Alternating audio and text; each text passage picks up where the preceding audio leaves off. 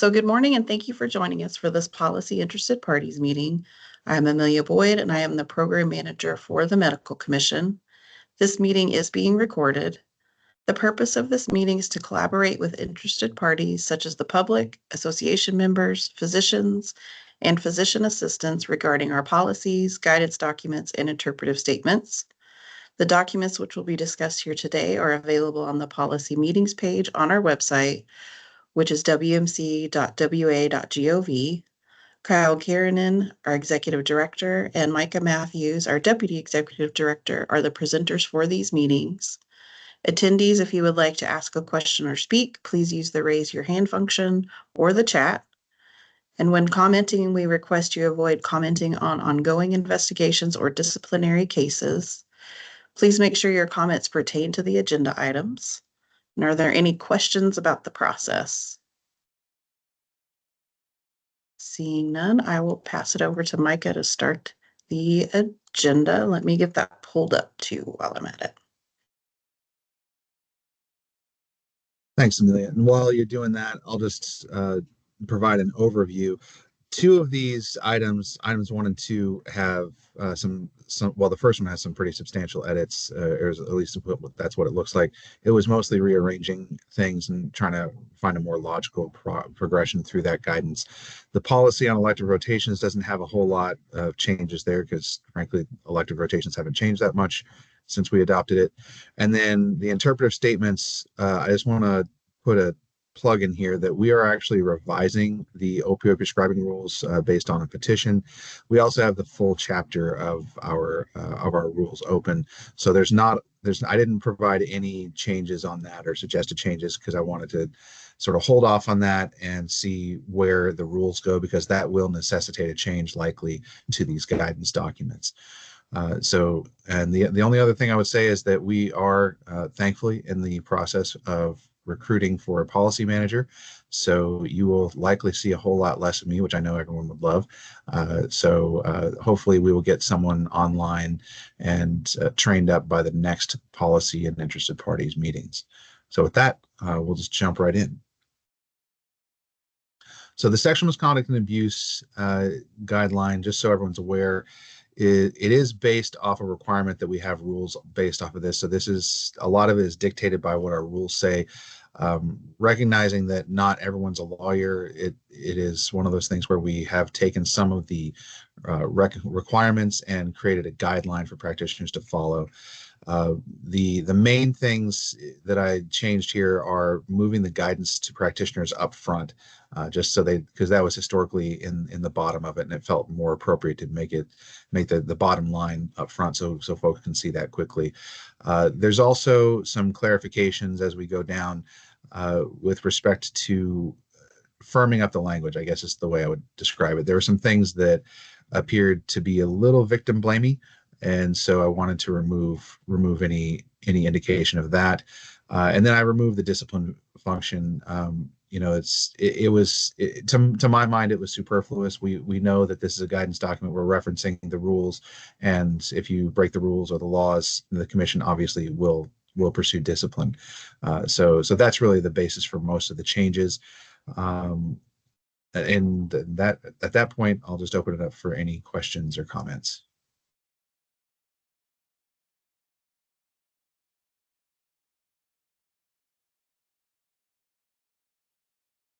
Oh, thanks, Amelia. On that comment, so as we were looking through this, Amelia and I discovered that the Secretary's rule on sexual misconduct appears to have been expanded.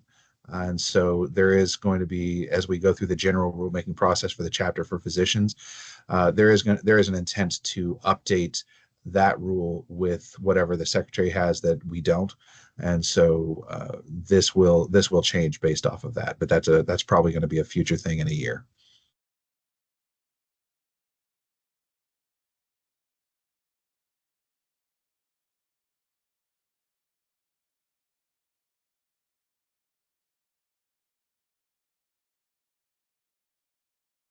All right, not hearing any comments, I think we'll move on to the next item, as I suspect the attendees are more interested in items 3 and 4.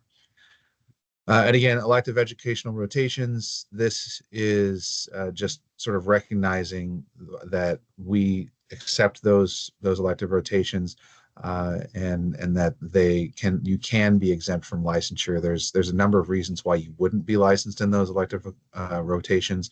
One I can think of is there's some programs over in the central and eastern side of the state who don't use their folks who go through these to bill. And if you're not billing, you don't necessarily need a license, because that's how a lot of revenue is generated in these programs. So really the only change I think is just adding fellows, because those are pretty commonly used as elective rotations. And beyond that, there's nothing to say. So any comments on that?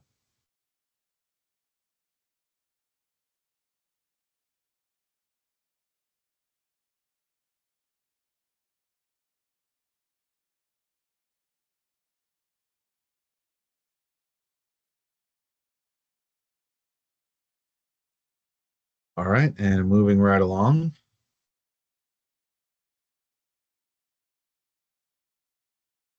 So this is the interpretive statement from the opioid prescribing rules that is targeted towards educating physicians and physician assistants. As I said before, I've done no changes to this in anticipation of the rules getting updated to some degree through a petition request, and I believe the petitioner is actually on this meeting right now. So I don't have any comments or changes, but if there's any suggested changes from the attendees or comments, please take your time to raise your hand and make a comment now.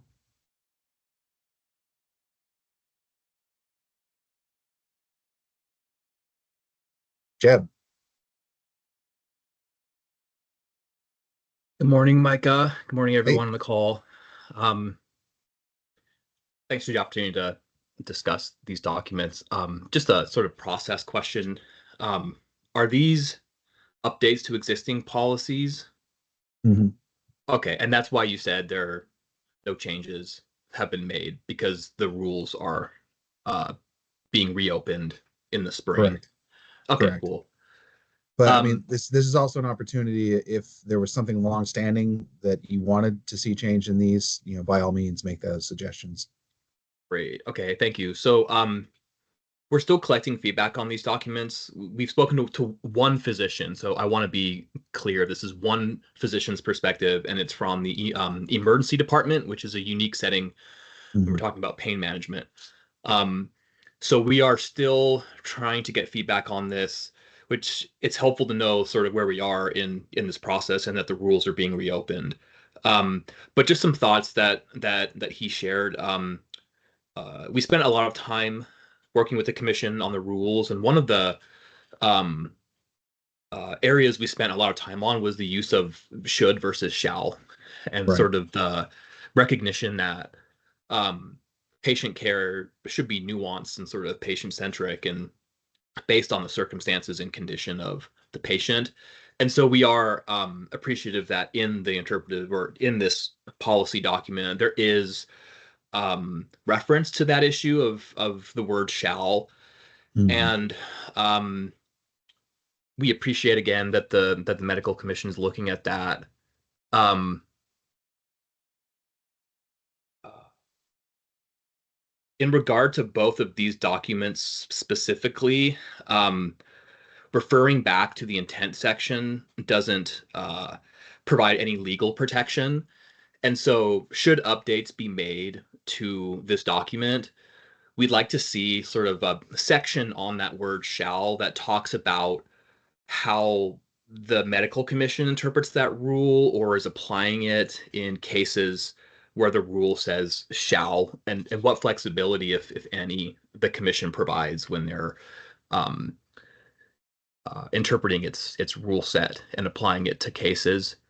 Um, in regard to tapering,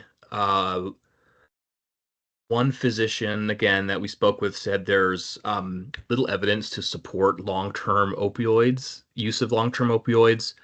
It should be the standard of care to taper patients when medically indicated. I believe that's in the document, but his requested that be made more clear. Um, and Can I then, ask a clarifying question, Jeb? yeah, I want to make sure I'm understanding what your member was saying. So they're saying that there's little to no clinical indicators of long-term opioid use, so everyone should be tapered according to clinical indications. Is that what they're saying? He's not saying everyone should be tapered. Again, Oh, like okay. patient care is nuanced and Right. yeah, should be patient centric. And uh, his final comment was around again, I think this is covered in the interpretive statement. But there's an ongoing issue in his emergency department where patients run out of medication and Mhm. they show up in the emergency department and they want um, help treating pain, and that pain is withdrawal. And so a clear statement that treatment with non-opioids is treatment of fact in pain, of pain, even if it doesn't meet the patient's expectations or desires. Um, and again, that is from the emergency department setting. We're trying to Mhm. get more feedback on these documents, and we'll, should these be opened up to changes, we'll get you more feedback. But we'll definitely Yeah, participate in the rulemaking. I appreciate that. And just for your awareness, I know that this is not necessarily your side of the shop, but we've been engaged with a representative who had a near fentanyl injection issue in a emergency room setting, and they were not informed what it was going to be. They weren't informed what the injection was, and um, regardless of right or wrong, clinically it was indicated based off of the information that I know. However, there's a lot of concern around fentanyl as first use, despite the FDA labeling.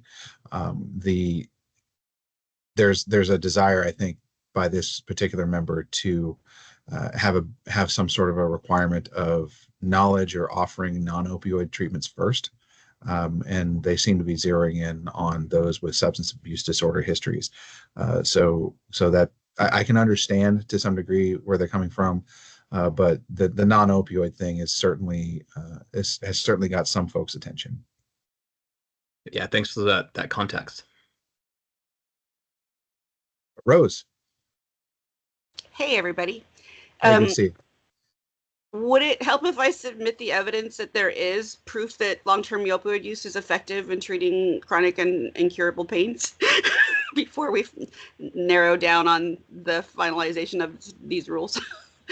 Well, the rules to my knowledge haven't actually started yet, so certainly have that evidence ready for workshop number one. Great. And that was my next question is, I apologize for being a little bit preoccupied with other things in the world. What is the Yeah. time frame we are at for reviewing the interpretive guidance and also the rules Well, ballpark? I'm gonna kick this to Amelia because she's the rules maven.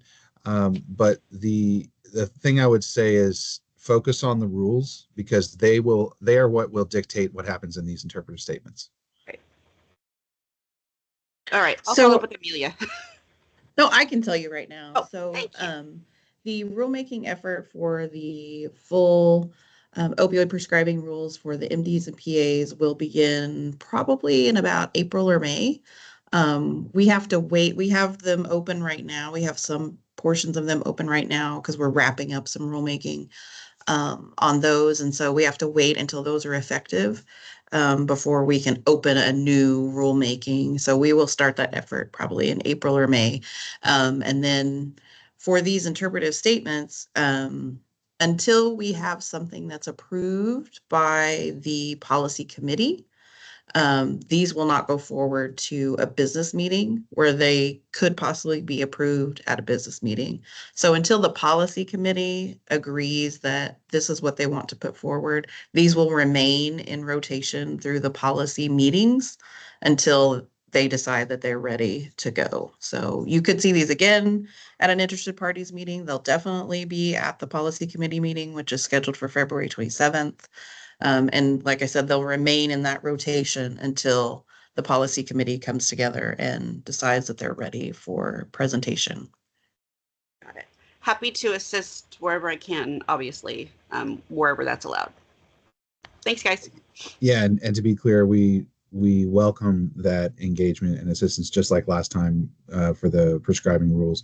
I think we've got a lot of lived experience that can be contributed. We've got a lot of experience that the commission has gotten now, especially in light of the revisions that from the CDC guidelines and the acceptance of things like, you know, not dismissing patients when there's a aberrant biological specimen test and that sort of thing. So I think that's all we have on this particular document. So let's jump to the other one, knowing that there's things on the horizon for changing this. Again, this is the one that's really designed to allow patients to take this and the legacy patient section of the opioid prescribing rules into their offices to give reassurance to their practitioners that they can be appropriately treated for pain. So this is, again, thanks to Rose and Cindy for their engagement in helping us see the need for this when we initially did it way back in whatever, 19, I guess. Any comments on this part?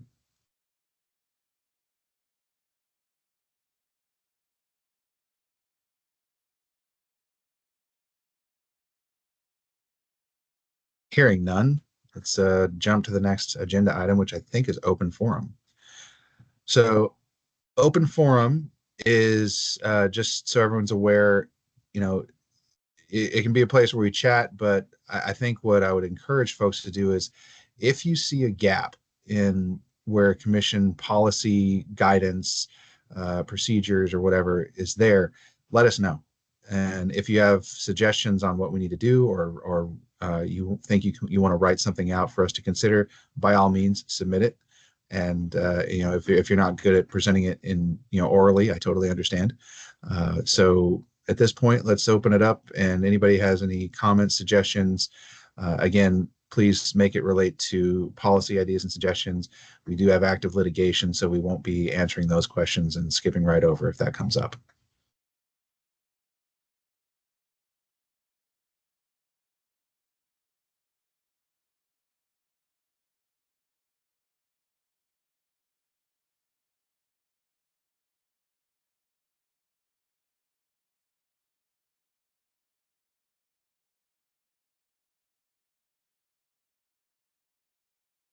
Kat,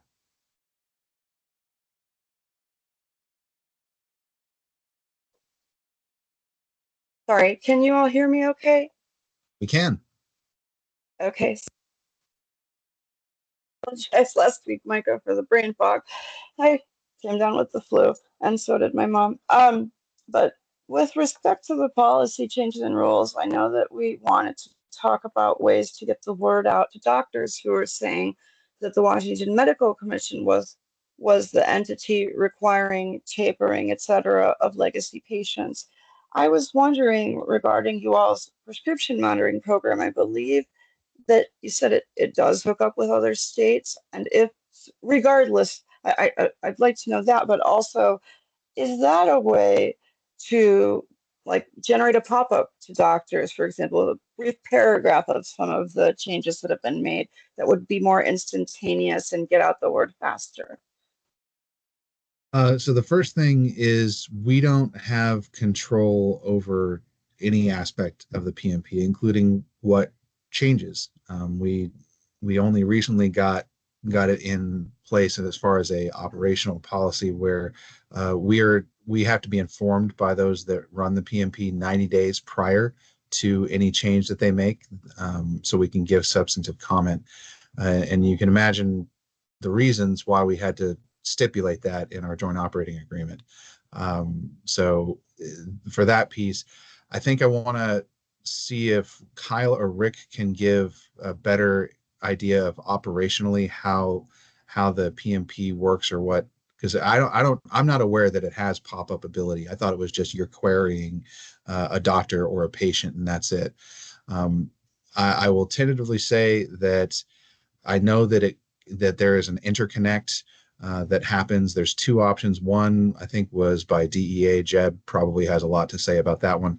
And then the other one is, I believe it was called Gateway. And so that's how other other state PMPs connect. But I'll open it up to Kyle or Rick, and if Jeb's got things to say on that, then I'll open it up to him too.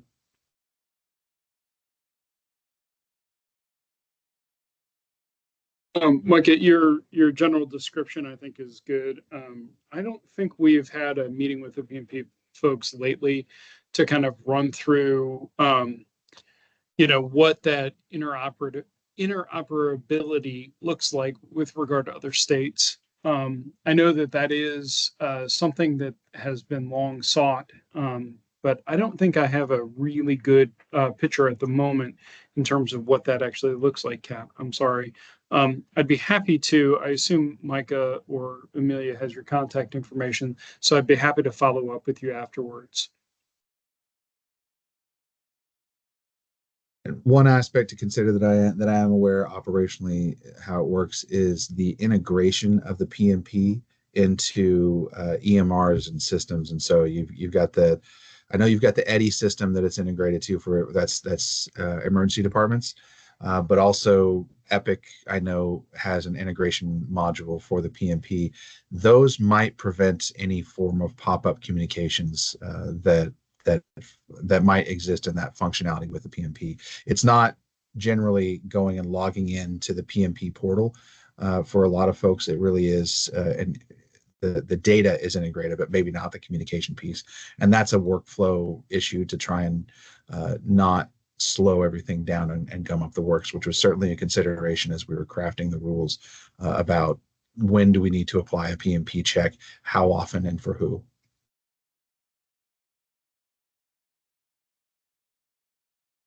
And I'm seeing no one else talking about that. So moving right on to Rose.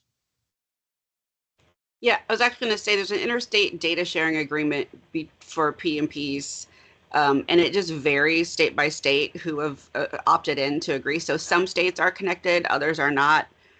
There's obviously efforts underway at the federal level to get everybody to connect and data share, but like where we are specifically in that space, I don't know at this moment. But as of last year, it was still like up in the air.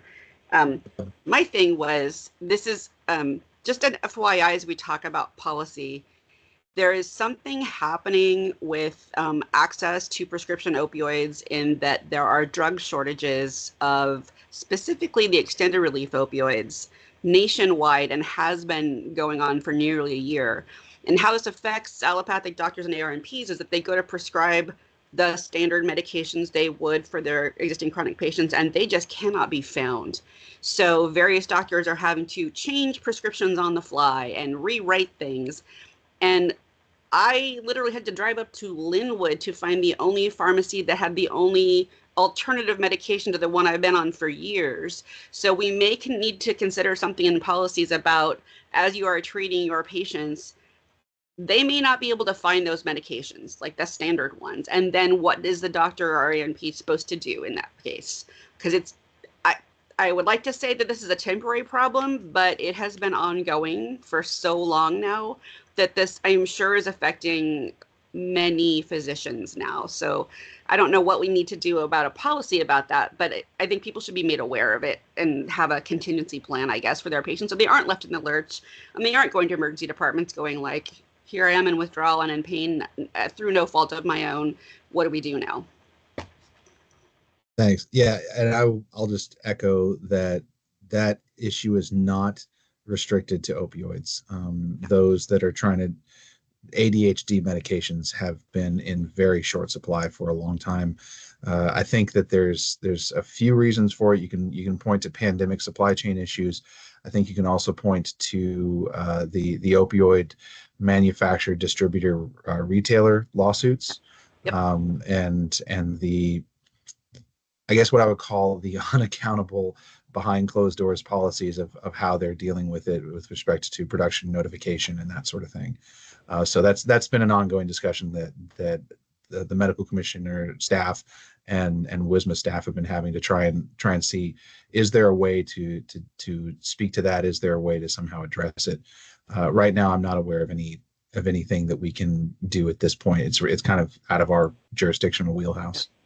It's something Rose. crazy like, Teva bought another pharmaceutical company, and so that pharmaceutical company canceled all of its extended relief opioid at every dose, which would make sense. But then so did Teva as well.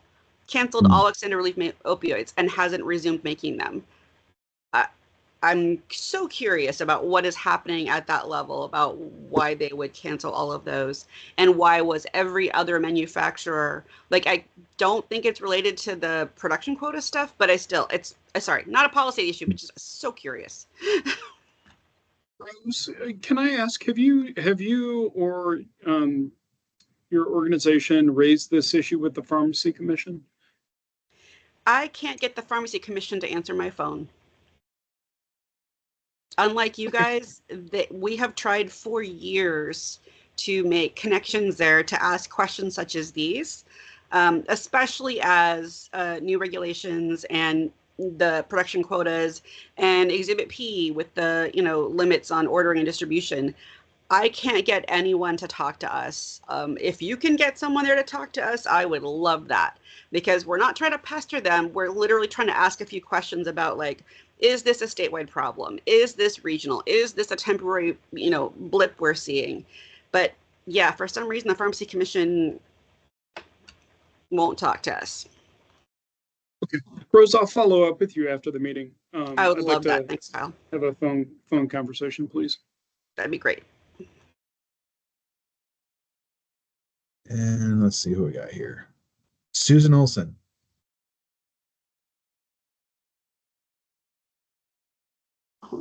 Sorry, I had to unmute myself.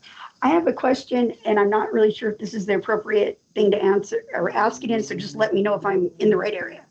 Sure. I deal with a local pain clinic, and unfortunately, I've had quite a few surgeries. I have issues. And I just had to go around with them, and I discovered that their whole support system is in Guam, which made it very hard for me to interact with this and get things done that needed to be done before a surgery. Do we have any policies regarding what's supposed to be for support services, where they're supposed to be located, or how that's supposed to be handled? Can you clarify what you mean by support services? So here is basically what happened is I was getting ready to have surgery, of course, because I'm on a pain contract. The surgeon needed to reach out. I was having a double mastectomy. The surgeon needed to reach out to my pain clinic. Pain clinic, I'm thinking, is just short of not being correct with that, what they do. So the form was signed back saying, no, I wasn't a patient there when I was, because they didn't read the whole form. So then there was back and forth, and it literally took 10 days to get this straightened out, because all their support services, meaning their phone people and all that, aren't even based in the US, they're in Guam. I don't think I can give a legal answer. Kyle, if you know anything about this, it sounds like that's unlicensed functionality, and so it's not something that we're going to regulate or have the ability to regulate. Okay, so where do I go with something like this? Kyle, you have something to add? Yeah, I think it would be really helpful to kind of get the details. And again, if you can leave your contact information with Amelia, or you more than welcome to email me directly. I'm happy to kind of at least get some more of the details so we could potentially point you in the right direction. Mike is correct. It's not really something that right. I didn't think this was the place, but I didn't know where to start with it. So I thought I'd come here and ask. Well, let's see if we can help you. Again, we'll get your contact information and go from there. Awesome. Thank you. I appreciate everything that you guys do for us. You're welcome. Tom. Hi, thanks for calling on me. My name's Tom.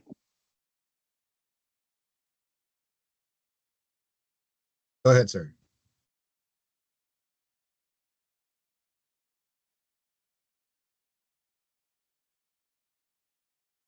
Hello, can you hear me okay? Yep, we can hear you. Okay, there we go. Thanks for having me.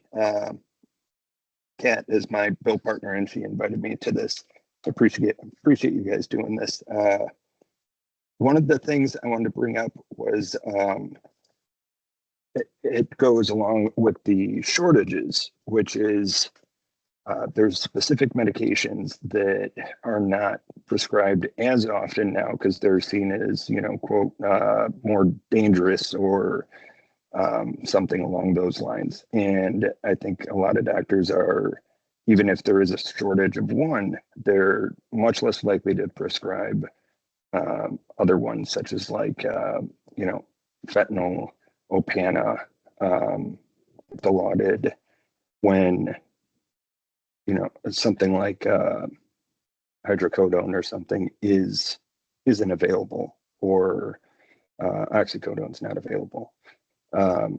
These could be technically used as a replacement, but there's this kind of misunderstanding that those are somehow worse or bad, and they might be good to have in there saying that if your medication is not available, all medications should be able to be used as a replacement, because in theory they all basically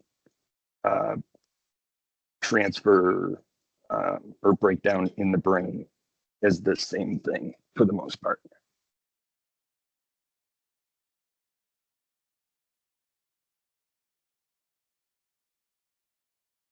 Sure. So is there a question, or is that mainly a comment? Mainly. Sure. And I see Kat.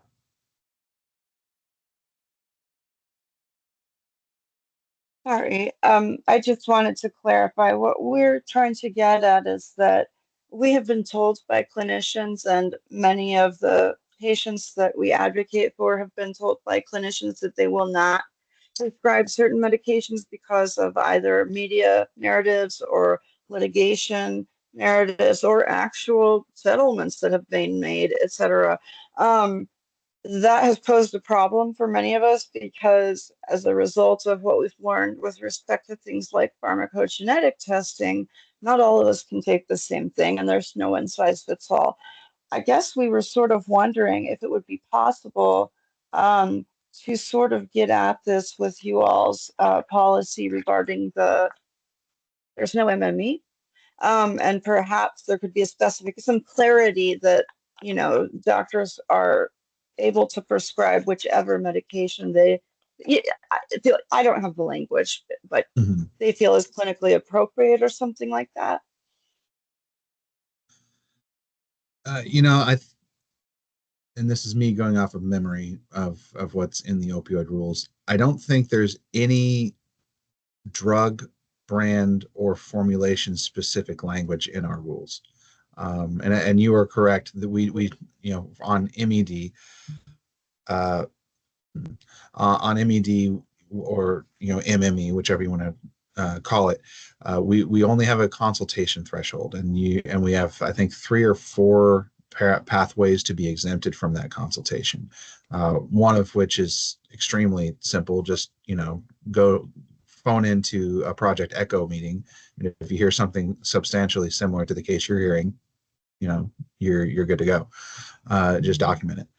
So I'm not sure there's anything that we can do. I certainly don't think that there's a way for us to force specific medications for prescription by practitioners. And just aside from the fact that that's pretty micromanaging, the issue of what insurance network they're on, what drug formulary is approved in that network, and what they have access to via their carrier contracts and their pharmaceutical contracts, all of that comes into play. And so those are all really outside of our jurisdiction, is really what it comes down to.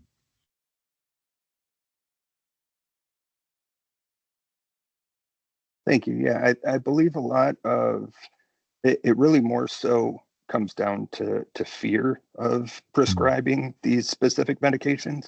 And I was just thinking that with the language would be important, even as simple as, all medications should be used regardless of their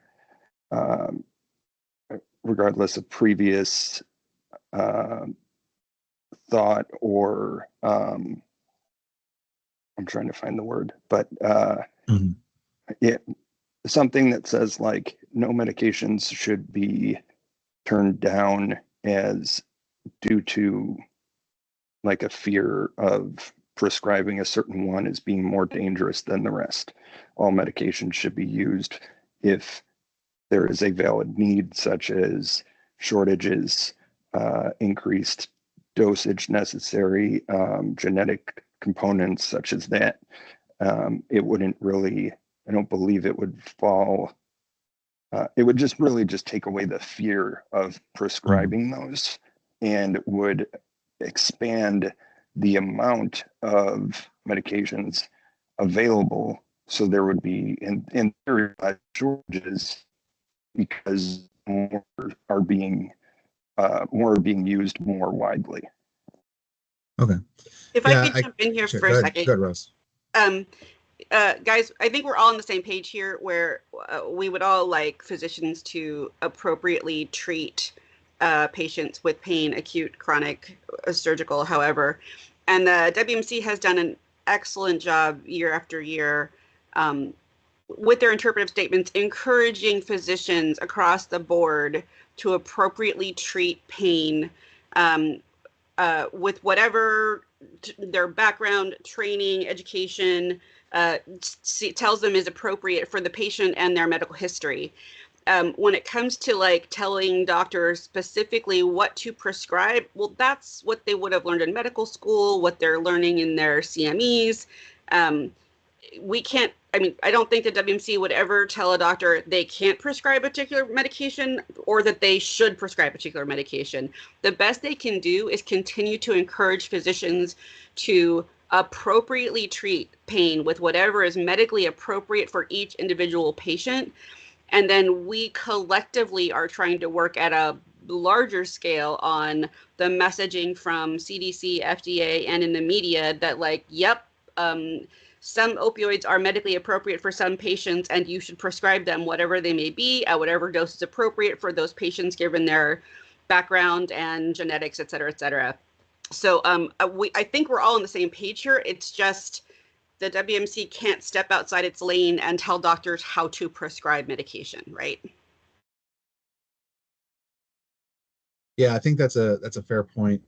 What I was going to suggest is, that it doesn't mean that we can't make some sort of encouraging statements within the rules. So if I understand the nature of the relationship here, Tom and Kat are somehow connected via professionally, I guess. So if there's something that you would like the medical commission to consider putting into policy or rule, look over the opioid prescribing rules. It sounds like what you said was probably something that would live in the intent, and it's similar to what frankly, we've had a statement in place since about 1998 about physicians should not fear disciplinary action for appropriate prescribing and something along those lines. So, take a look at the rules and see where you think it might fit. Draft up something for the medical commission to consider during the rulemaking. And what I mean by that is, a specific statement that you want to see in the rules, and then submit it to the rulemaking via the email, so they can consider that. I mean, that's pretty much how we got the legacy patient section. Is it was submitted to us on a draft, and it was considered and adopted. That's honestly the ideal scenario, frankly. And I think that's all we were asking about, was some way to encourage doctors to let them know that prescribing a specific medication is not grounds for being disciplined in and of itself, and that wouldn't be taken into account, because it was X or Y, Z medication alone, if that makes sense. Because I know we've been through this many times, trying to force doctors is never a good idea, and we know that. But we were just wondering if it sounds like a great idea to maybe offer them, take away some of that fear factor. Sure. Yeah, I mean, that makes sense. Like I said, I would highly encourage folks who want to get involved in the rulemaking policy guideline development process, you know, as capable as our staff is, and as capable as our appointees are, you know, creating something from scratch or trying to articulate what interested parties and other folks are wanting to have happen, it gets a lot easier if you all submit exactly what you're thinking, so we can consider it within, you know, our jurisdictional lane, so to speak, and to see how it relates to other policies, rules, procedures, and that sort of thing.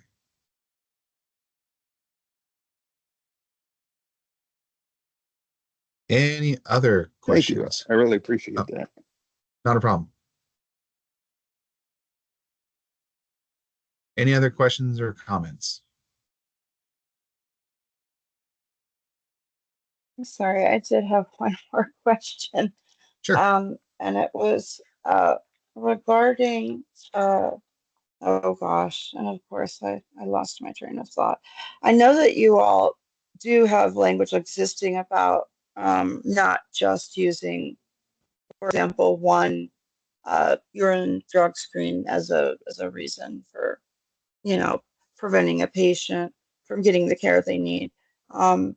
We do obviously have uh, doctor deserts and pharmacy deserts, and we definitely want to make sure that we have as adequately as possible emphasized and distributed anything we can get for the legacy uh, pain patients who are on long-term opioid therapy, because the data there indicates that whether or not the therapy is considered good by a certain person or group of people, it's pretty clear consensus that tapering those individuals is bad when it's an involuntary taper.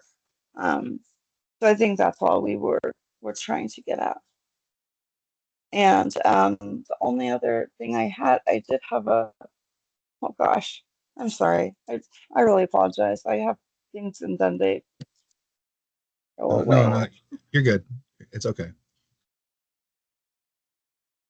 So yeah, I think that, you know, as I said before, the getting written things from interested parties is certainly helpful for the commission getting the pulse of what folks are wanting. And so I do encourage that process. And again, that's why we have these meetings, to get this feedback. So.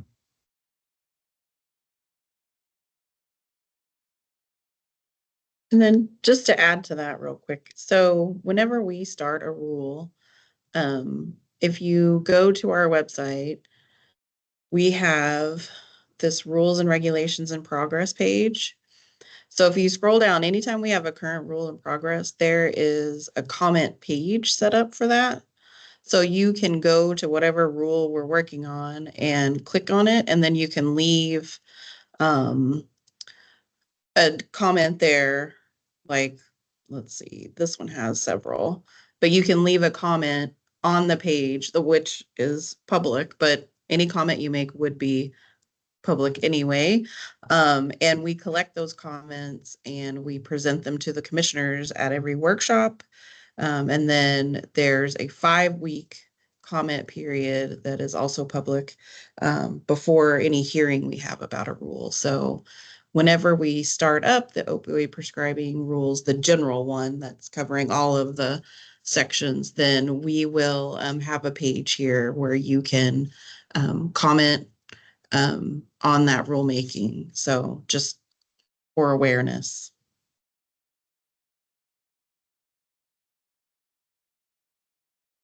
Thank you so much for that. And I remembered my question, if it's all right to ask. Mm. Okay. So we have a lot of patients who are told that they will be prescribed pain medicine, but only if they do X number of surgical procedures, interventional type things, or get a device implant, etc. That's okay for some patients, and in fact, that's all some patients need. But for example, patients with Ehlers-Danlos syndrome, about half of us get adhesive arachnoiditis because of those procedures.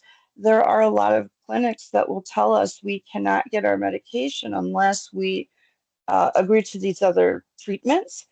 I'm just wondering, is there a way to address that? Because just as we don't want to force a doctor to say you have to do this, it's very hard as a patient to do something that I might know, for example, is jeopardizing my health. But I have to do it to get my medicine. Kat, can I ask, is that happening in Washington State? Because you're not here, right? No, I'm in Illinois, but I'm at the American Pain and Disability Foundation. I'm our director of communication and public policy, and we deal with patients everywhere. So we hear this all the time.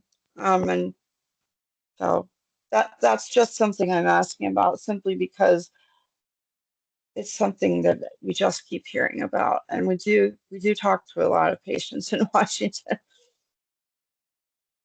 I can't speak to that. It's certainly not something that I've heard of. I think it sounds like there's an opportunity for you to connect with WAPIP to see what Washington patient experiences are.